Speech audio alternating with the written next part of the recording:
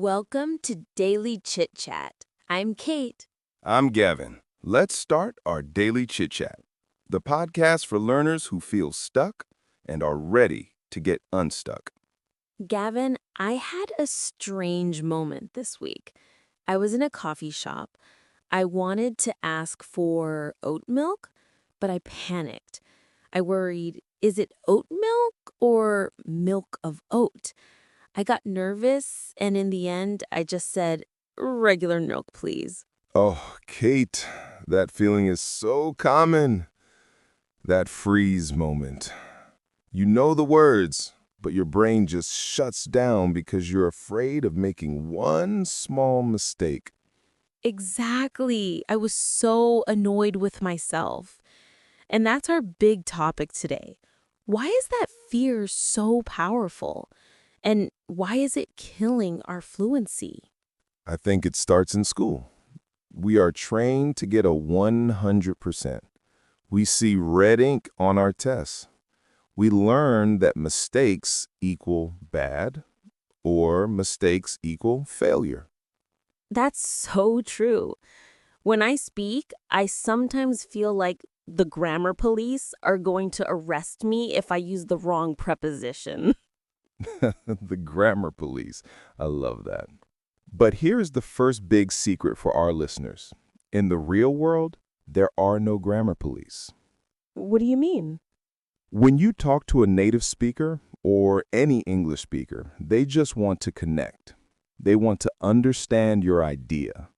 They do not care if you said go instead of went. But it's hard to believe that, isn't it? It's very hard. It feels like everyone is judging me. I know.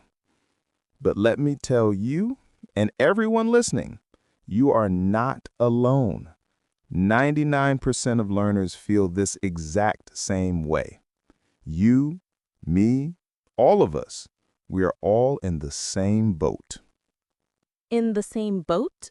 So, like, we are on a ship together? Exactly. It means we are all in the same difficult situation. It's a fantastic phrase for showing empathy. Can you give me another example? Sure.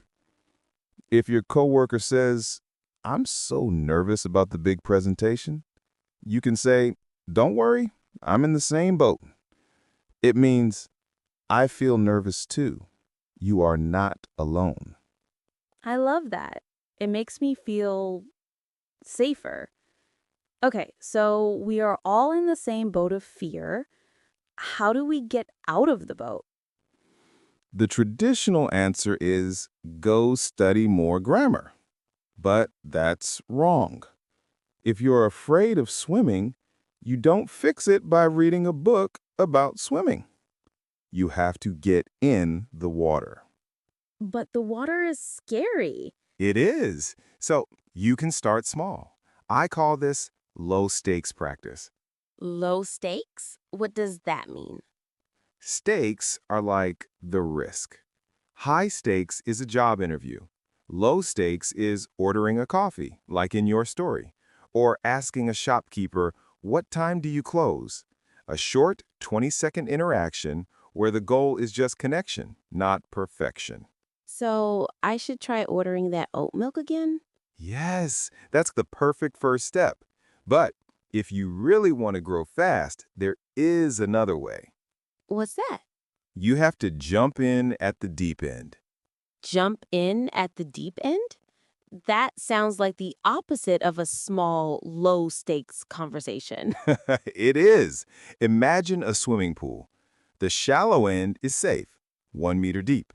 The deep end is scary, 3 meters deep. I see. To jump in at the deep end means to start doing something new and difficult without preparation or before you feel 100% ready. Can you give me an English learning example? Sure, you join an online conversation group before you feel fluent. You will be nervous. You will be quiet for the first 10 minutes, but you will learn more in that 1 hour than in 10 hours of textbook study. You jump in and you force yourself to swim. But Gavin, if I jump in at the deep end, I will make mistakes. I will look stupid. It will be embarrassing. You are 100% correct, and I want everyone listening to hear this. You will make mistakes. You will use the wrong word. You will forget the past tense. You are not making me feel better. But here is the key. I want you to use the "so what" test. When you make a mistake, I want you to ask yourself, so what? So what? Yes, I used he instead of she. So what? I forgot the S on my verb. So what? But it's wrong. So what? Did the person understand your main idea? Yes? Then you succeeded. It is not a test. It is communication. The goal of English is connection, not perfection. That is a very powerful mindset shift. It's the only one that matters. You make a mistake, you feel your face get hot, and then you must tell yourself this next phrase. It's not the end of the world. I love this phrase. I think I know this one. It's not the end of the world. It just means it's not a big, serious problem, right? Precisely. This phrase is your superpower. You failed a small quiz? That's bad, but it's not the end of the world. You spilled coffee on your shirt just before a meeting? Annoying, but it's not the end of the world. You made a grammar mistake in front of a native speaker. It's not the end of the world. That's the one. You take a deep breath, you smile, and you continue. So, let's review today's breakthrough. 1. Your fear is normal. Everyone feels it. We are all in the same boat. 2. To grow, you must take action. You can start small, low stakes, or you can jump in at the deep end. And 3, when you inevitably make that mistake, what is the superpower phrase? It's not the end of the world. Perfect.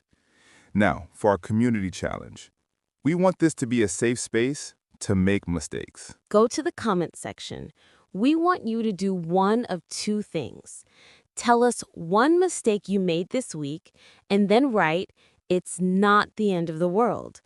Or tell us one low-stakes step you will take this week. We will read every comment.